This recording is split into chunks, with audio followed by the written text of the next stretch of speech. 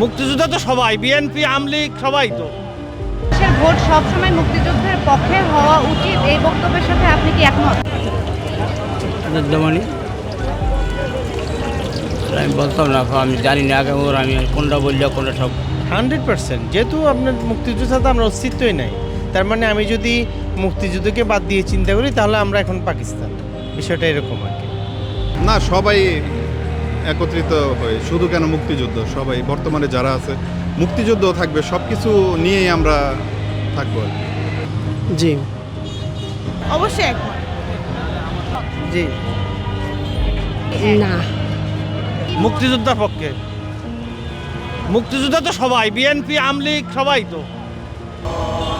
হ্যাঁ ঠিকই তা।